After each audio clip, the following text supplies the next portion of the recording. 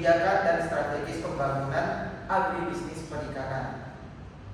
Sebelumnya, perkenalkan, saya Muhammad Rifki Zamahendra. Saya Sadri Jamaluddin. Saya Supamelia. Saya Laila Nabila. Saya Hizya Lito. Saya Faris Manakota. Next slide. Latar belakang Indonesia sebagai negara kepulauan terbesar di dunia memiliki potensi sumber daya perikanan yang melimpah, baik dari sektor tangkap maupun budidaya. Potensi ini menjadikan agribisnis perikanan sebagai sektor strategis yang berperan penting dalam pembangunan ekonomi nasional, penyediaan lapangan kerja, pengentasan kemiskinan, serta peningkatan ketahanan pangan. Namun pemanfaatan potensi ini masih belum optimal akibat berbagai kendala seperti rendahnya akses terhadap teknologi dan pembiayaan, lemahnya kelembagaan, serta infrastruktur yang belum memadai. Disinilah pentingnya kebijakan dan strategi pembangunan agribisnis perikanan yang dirancang secara tepat, adaptif, dan berkelanjutan. Pengetahuan dan pemahaman terhadap kebijakan serta arah strategis pembangunan sangat dibutuhkan untuk pengembangan sektor perikanan. Untuk sektor perikanan dapat berjalan secara efektif, efisien, dan mampu menjawab tantangan global. Dengan demikian, sektor agrobisnis perikanan tidak hanya menjadi tumpuan ekonomi daerah pesisir, tetapi berkontribusi nyata terhadap daya saing nasional di sektor kelautan dan perikanan.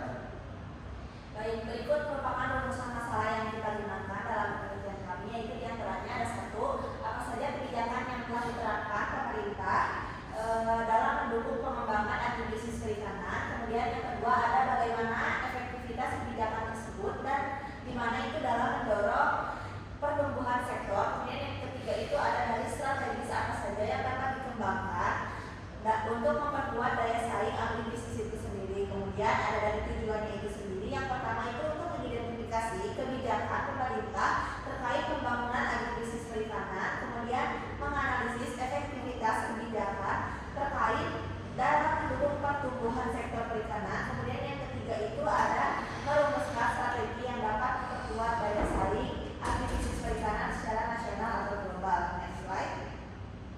Nah, di sini ada pengertian dari agribisnis perikanan sendiri, di mana agribisnis perikanan merupakan seluruh rangkaian kegiatan usaha yang berkaitan dengan pengelolaan sumber daya perikanan, di mana itu mampu memberikan pemasaran tentang hasil perikanan yang dilakukan secara berpadu untuk menciptakan nilai tambah atau nilai keuntungan dalam sistem ekonomi, di mana agribisnis perikanan ini sendiri mencakup budidaya ikan, penangkapan perikanan, serta aktivitas pendukung seperti penyedia alat, pakan, bahkan biasa dalam pemasaran. Next slide. Oke, selanjutnya ada komponen agribisnis perikanan. Yang pertama ada hulu, mulai dari hulu, yang mana ini dari hulu ini menyediakan benih ikan, pakan, lalu obat ikan, dan teknologi produksi. Selanjutnya mengalir ke produksi, yaitu budidaya dan perikanan tangkap. Yang selanjutnya ada hilir, yang mana di hilir ini ada pengolahan dan pengemasan distribusi pemasaran yang dilanjutkan dengan teknologi dengan pendukungnya, yaitu lembaga keuangan, koperasi, regulasi, dan pendidikan SDM.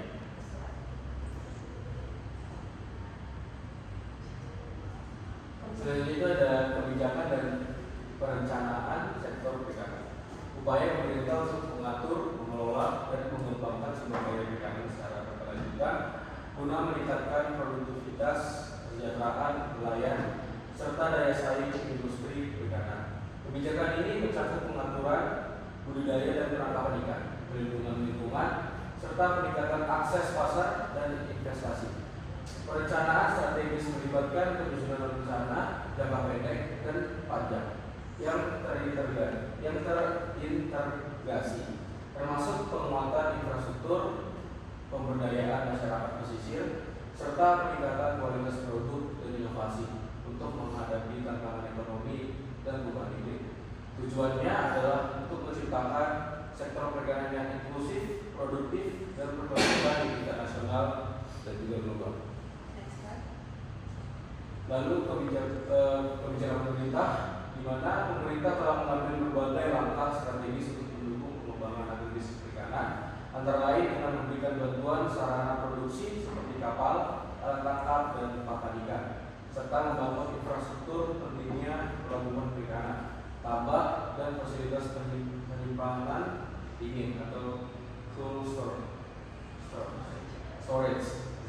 Selain itu, pemerintahan menerapkan regulasi yang melarang penggunaan alat tangkap yang merusak lingkungan seperti cantrang, serta menjalankan program pemberdayaan nelayan dan kebudayaan melalui pelatihan dan penyuluhan. Upaya ini bertujuan untuk meningkatkan produktivitas, menjaga keberlanjutan sumber daya, dan meningkatkan kesejahteraan pelaku usaha perikanan, di mana efektivitas kebijakan ini terdiri atas 4. Yang pertama itu adalah kebijakan belum merata, dampaknya dapat dirasakan oleh seluruh daerah. Yang kedua adalah masih ada kendala distribusi bantuan teknologi. Yang ketiga itu ada lemahnya koordinasi antar instansi. Yang keempat ada dibutuhkan evaluasi dan penyesuaian kebijakan berbasis data. Saja dalam perlindungan lingkungan. Yang pertama itu ada strategi peningkatan produk. Itu memanfaatkan teknologi modern seperti bioflok dan gas untuk menjaga produksi benih dan pakan unggul dan diversifikasi komoditas lokal. Dan selanjutnya ada strategi pemasaran, yaitu digitalisasi pemasaran, e-commerce atau marketplace, serta penguatan merek produk perikanan. Tidak lupa sertifikasi mutu untuk akses pasar ekspor. Yang ketiga, strategi pembangunan untuk penguatan kooperasi dari kelompok usaha bersama kemitraan UMKM dan perusahaan besar untuk regulasi dan interaksi bagi pelaku usaha. Selanjutnya, tantangan dan prospek. Yang pertama ada keterbatasan, di mana ada asas modal bagi nelayan dan pembudidaya masih sangat terbatas, menghambat investasi dan pengembangan usaha. Kedua, teknologi yang digunakan belum merata dan masih kurang modern di banyak wilayah, sehingga produktivitas belum optimal. Informasi pasar dan teknologi sulit diakses oleh pelaku usaha termasuk daerah terpencil. Kebijakan yang ada seringkali belum sesuai dengan kondisi dan kebutuhan lokal sehingga implementasinya kurang efektif. Kelembagaan nelayan dan budidaya masih lemah, kurangnya terorganisir, serta minim dukungan dalam penguatan kapasitas. Dan terakhir, infrastruktur pendukung seperti pelabuhan dan fasilitas penyimpanan belum memadai di beberapa daerah. Nah, selanjutnya ada kebutuhan kalibrasi, yaitu pemanfaatan teknologi modern seperti bioflok dan gas, menjaga produksi benih dan pakan yang unggul, dan diversifikasi komoditas lokal. Nah, penyesuaian kebijakan ini harus berbasis data dan juga kondisi lokal agar lebih relevan dan tepat sasaran. Dan selanjutnya ada penguatan sinergi dan koordinasi antara pemerintah pusat, daerah, dan pelaku usaha yang melakukan usaha budidaya ini, dan ini sangat diperlukan untuk kelancaran pelaksanaan kebijakan ini. Selanjutnya ada pendekatan partisipatif dalam penyusunan dan pelaksanaan kebijakan perlu diterapkan agar semua pemangku kepentingan terkait dapat merasa aktif memiliki.